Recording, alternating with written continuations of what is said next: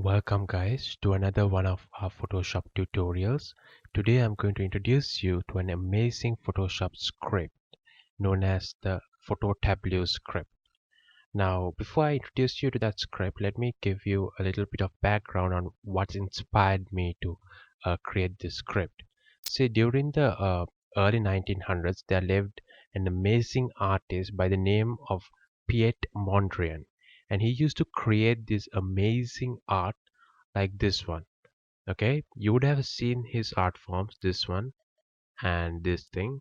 Okay, where he used to take these rectangles, draw these rectangles, divide some rectangles in half, and fill some of the rectangles with primary colors: blue, yellow, red, and black. Okay, here's his art form on fingernails, nail polish, and here some girls are wearing that clothing that represents that art form. Here's one of his artworks. Now, this is a very famous type of art form. It's known as neoplasticism, and he invented it, Piet Mondrian. And I was wondering whether we can take this amazingly purely artistic and extraordinary concept, this art form, and allow you to combine this art form with your own photos and to create something that's truly unique and out of the world. And that's what inspired me to build this script. So let me show you what this script does. And to get this script, the link will be in the description below. From our website you can get it completely free of charge, like all our scripts and everything. Okay, and once you download the script, it will be in a zip file, and unzip the file. This is what you should do, how you should run it. Go to File, Scripts, and Browse, and then you navigate to the folder where you have stored the script. And if you can't see that script there, that's because you have chosen Adobe JavaScript file. Choose Adobe JavaScript binary file, and then open that script, and this dialog box will appear. And here you select the photo which you want to create this art form. This is what we call Mondrian, if you may. Okay, and you select the photo where you want to apply that art form to. We'll select this photo, artist on the floor photo, and I'll tell you what this does in a moment. And there are two options. A true Mondrian creates this type of art, okay, where there are white rectangles left blank. Okay, they are not colored, a true Mondrian, while a color spectrum colors all the rectangles. So let me first show you a true Mondrian. But okay, you click render photo and it will start creating Mondrians. Okay, like this one. Now it will create seven random Mondrians. Okay, the whole thing, the process of creating these designs is completely random. Okay, and because it is random, sometimes some of the art that is created are amazing, while sometimes they don't look that amazing. So in order to give you a wider choice, this script, when you click render photo, it creates uh, seven copies, seven random arts for your photo. Okay, and then this message pops up, and you can cycle, and you have to first close this dialog box, and then you can cycle through the art it has created. Has created seven copies, um, two and one, and you can save any of these that you like and discard the others. Okay, so it creates that kind. Okay, so that is a true Mondrian. The color spectrum will be very colorful. I will show you that as well. Okay, when you use browse,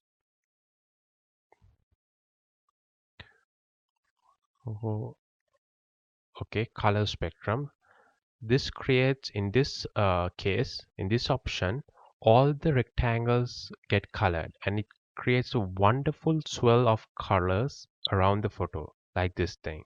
Okay, it really adds light to the photo. If you can see that, it will take a little more time than a true Mondrian because all the rectangles have to be colored. Now the process of dividing these rectangles up is completely random. Coloring them is also completely random. So it's a completely random process that happens. Okay, and that's what's great about this script. because no two pictures created from this script using this script will be alike. So even if you use the same photograph, every image, every result that comes out of this script will be completely and 100% unique. Okay, because it uses randomness, it uses a random algorithm to create this art. Okay, sixth one and seventh one, we're on this final one. Okay.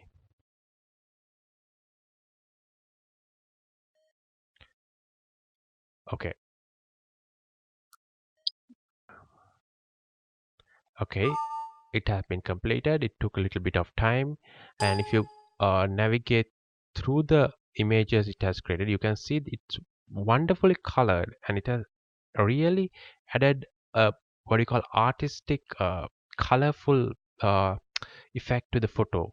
So in this photo, especially where there's an artist coloring, okay, painting a picture, this thing really goes with this thing, okay, this photo, and this makes it really nice in my opinion. And you can save any image you wish and discard the rest. We'll be discarding all at this moment. Okay, now let me show you what the uh, image size option does. The image size decides how large the Mondrian should be around your photo. Okay, for example, if we put color spectrum and take a small image size, don't take an image size that is extremely small like this, because then it might just mess up the photo image.